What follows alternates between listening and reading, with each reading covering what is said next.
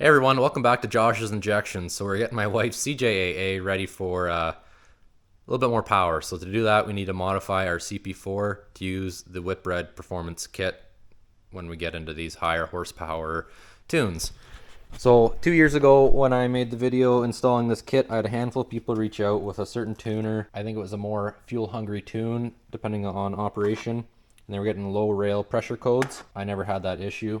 And then last year I did basically a teardown on these CP4s, see what's going on, see what this changes and why they possibly would be getting low rail pressure codes.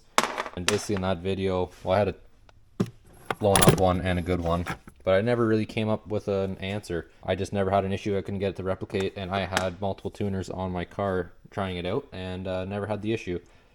But now going to a more fuel hungry tune here shortly, I'm thinking I might run into an issue, and Whitbread Performance actually came out with a fix. So this isn't restricting fuel. In his post, he basically kind of thinks there must be something to do with pressure waves, something in here with that extra, basically that extra space where your metering valve would originally go.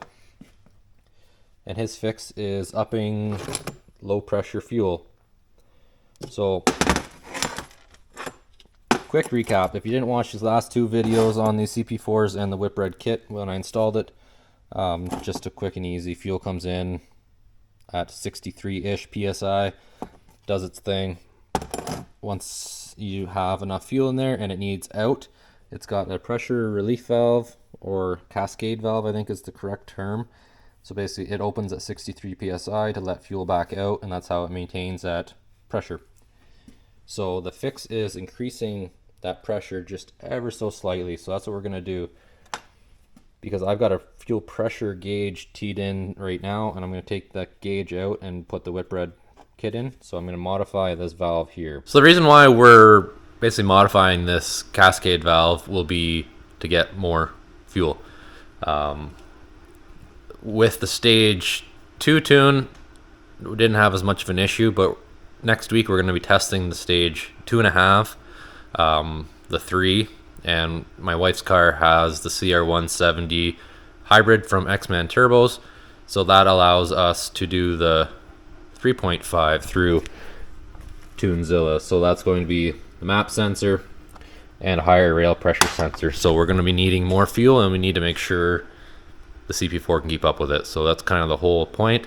Because yeah, TuneZilla kind of updated their CJAA platform this summer, so we're gonna give it a test and see what happens. So as always, if you are wanting to get a tune through TuneZilla, I have an affiliate link in the description, and right now they have their Black Friday sale on, so if you click on the link, you'll make sure that you've got the biggest discount that they offer. So that'll be down in the description. But yeah, let's get to adjusting this. So it's quick and easy, especially when the pump's not on the car here. But we're gonna do a video, or in this video I'm going to remove this off the car so I can actually just check and make sure the pressure is what it needs to be. But basically you need to adjust that little nib down there. So what we're gonna do is, you can check depth right now.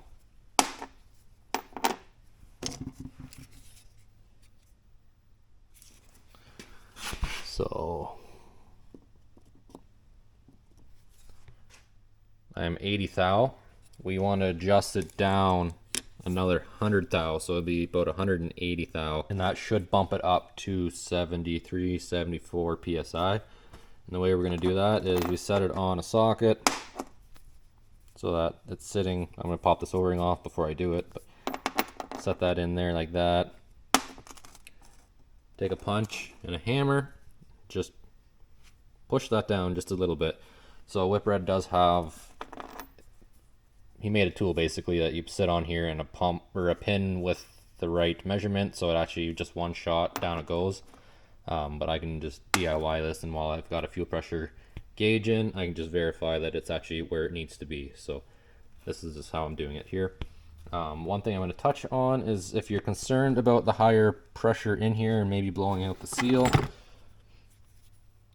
in the video when I tore this whole pump down, you'll see a little cross drilling here, and basically it's connected between the seal and the bushing. So any fuel that leaks past this tight bushing would be in here, and that cross drilling actually goes to return, so that should be no pressure return. So if higher fuel pressure in here is leaking past here, it still has the no pressure return going out, and it shouldn't affect that seal at all. So I'm not too concerned about upping the pressure a little bit. The only concern would be the intermediate pump might not like it as much, but it is what it is. I've got it all adjusted, so I was using a 16-ounce hammer. I don't know, decent swings. It was probably 6 or 7 swings, and I'm down to basically 170 thou, so that's close enough for me. So I'm going to install it how it is and give it a try. So now the issue is getting this out on car. It doesn't look like it's in the nicest of spots. I think the Whitbread tool, he made up a tool to get this out, or it's just a regular extension and socket. I'm going to use a 12 mil crow's foot, and that should come out not too bad. So I'll get the car into the garage here and pop this in and see what pressure we got. Okay, so we got the car in here, so we're going to change it out. So obviously cleanliness is very important. So we've got the shitty low VOC Canadian brake cleaner. I'm gonna give it a really good bath, and the fittings right there, you can just see it. So that's why we're gonna need to get a crow's foot in there. Can't fit a wrench because the ASV and all that stuff's in the way. So I'm gonna wash it down real good and then pop it out. So one thing is we're going to end up emptying the CP4 basically, so have a catch tray underneath to catch any of the diesel, and try and keep it off of any coolant hoses and stuff, because coolant hoses don't really like anything other than coolant. So plan here is we're going to use short extension with a crow's foot to get in there, and then we'll swap it out and see what the pressure is. Okay, so since we had it open, we need to run the active test to basically run the pump to bleed all the air out. So I've got the old one off here.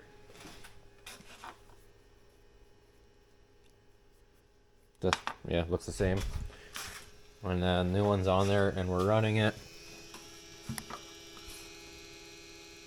73, 74 PSI.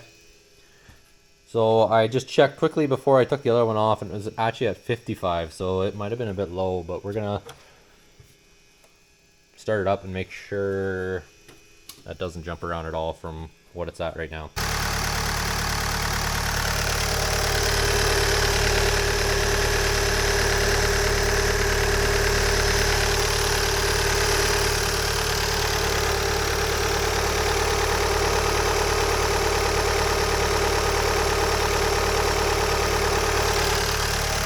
Okay, so that's the end of that for this video. So we've got it modified. I'm not sure if we're going to need it, but we've got it. We know the pressure needs to be what it's supposed to be.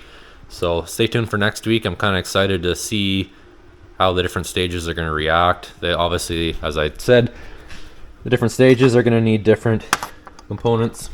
So it's going to be a bit longer of a video, and that's why I decided to kind of make this one a bit of a separate one, because not everyone has a bypass kit. Some people have CP3s and stuff like that. So just thought I'd keep next week's video a little bit shorter. So thanks for watching, and yeah, stay tuned for that one.